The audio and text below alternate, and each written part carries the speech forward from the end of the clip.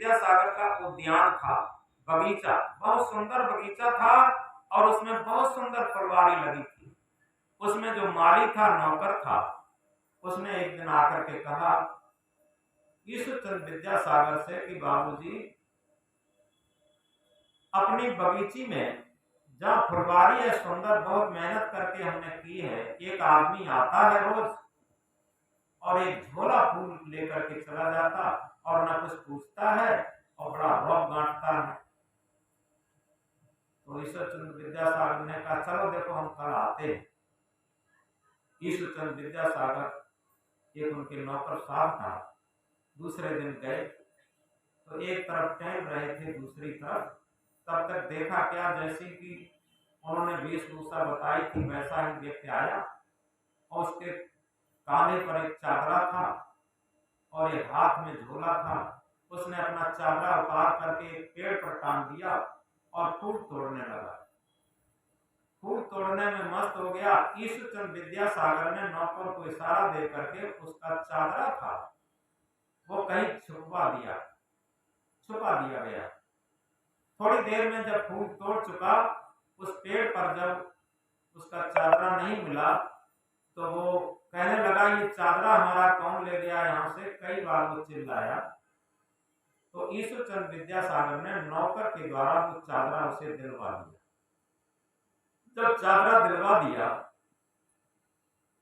तब इसके बाद उससे कहा कि कहो भाई तुम्हारी चीज अब तुमको मिल गई, अब तो तुम प्रसन्न हो गए होगे। वो झकराता हुआ बोला, खींचता हुआ बोला, इसमें प्रसन्नता की कौन बात है, यह हमारा ही चादरा था, हमें मिल गया, तो इसमें प्रसन्नता की क्या बात है। तो ईश्वरचंद विद्यासागर ने कहा देखो एक बात बताओ, ये तुम रोज फूल तोड़ते हो, ये फूल किसके हैं। तो उसने कहा कि सब प्रकृति के हैं, मालिक के हैं, भगवान के हैं, और तुम ये फूल ले जाकर के चढ़ाते किसको हो, कि किसी मंदिर में भगवान को चढ़ाते हैं। तो ईश्वरचंद विद्यासागर ने कहा एक बात बताओ, ये तुम भगवान के फूल और भगवान को ही चढ़ा देते हो, जैसे तुम्हारा चादरा था तुम्हें ही वो दे दिया गया तो तुम खुश नहीं हुए, तो भगवान के ही फूल है, भगवान को ही चढ़ा देते हो, तो क्या भगवान तुम्हारे फूलों से खुश होते होंगे। जैसे ही ईश्वरचंद विद्यासागर ने ये बात कही, उसके अंदर अपनी भूल, अपना पश्चाताप एकदम महसूस हो गया और उसने कहा कि गलती की क्षमा कीजिए, ये तो मैं बहुत गलत कर रहा था और आज से कभी ये गलती नहीं दोहराऊंगा।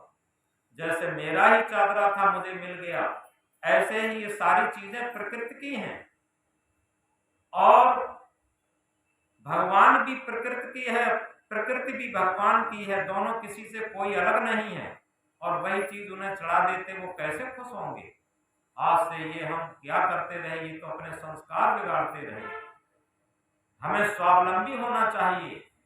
ईश्वरचंद विद्यासागर ने कहा कि ईश्वर बहुत खुश होगा अगर तुम एक चीज चढ़ाओ जो तुम्हारी है। थोड़ा गहराई से समझे। तो उसने कहा कि हमारा तो कुछ है ही नहीं, सब कुछ भगवान का है, सब कुछ परमात्मा का है, हमारा कुछ नहीं है।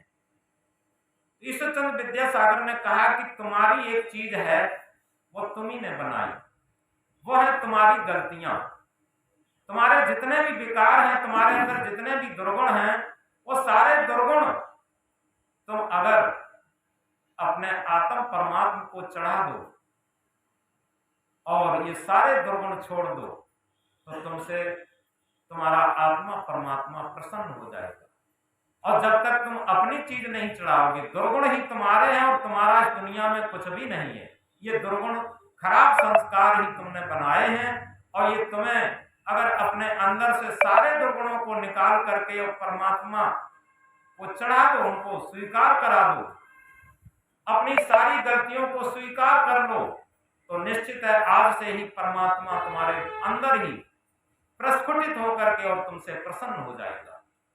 उस व्यक्ति की सही समझ में आ गया और उसने समझ लिया कि अभी तक ये हम सब औपचारिकता करते रहे और सच्ची जीवन की उन्नत और सच्ची जीवन की शांति तो इसी में है कि हम सारे अवगुणों को, सारी गलतियों को निकालने के लिए कमर कस लें और इन्हें, यही तो हमारी हैं जो हमने निर्मित की हैं, और इन्हें अगर परमात्मा के चरणों में चढ़ा दें तो निश्चित है हमारे अंदर ही परमात्मा शक्ति प्रकट हो जाएगी।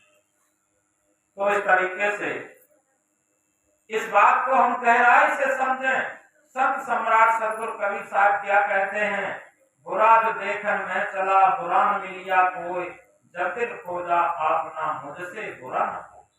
यथार्थ में यदि हम सही तरीके से अपने जीवन का निरीक्षण करें, परीक्षण करें, तो हमारे अंदर जो हजारों गलतियां हैं उन पर हम नजरअंदाज करके, और हमें लगता है कि दुनिया बहुत खराब है, लोग यही कहते रहते। लेकिन सबसे बड़ी बात यह है कि एक भक्त प्रार्थना करता है कि हे गुरुदेव, हे प्रभु, इस समाज, इस संसार का सुधार करना, लेकिन सबसे पहले इसकी शुरुआत हमसे करना। जब हम इसकी शुरुआत, गलतियों की सुधारने की शुरुआत हम अपने से करते हैं, तभी समझो हमारा भजन शुरू हुआ, हमारी भक्ति शुरू हुई, और हमारा अपने जीवन की उन्नति शुरू हुई। अब जीवन की उन्नति शुरू करनी है और अपने जीवन में ही जीवन की उन्नति करनी है। जीवन को रहते रहते जीवन में सुख शांति और चैन का जीवन व्यतीत करना है, तो इस महामंत्र को हम याद कर लें। कबीर हम सबसे बुरे, हमते भर सब कोय, जिन ऐसा कर जानिया मीत हमारा।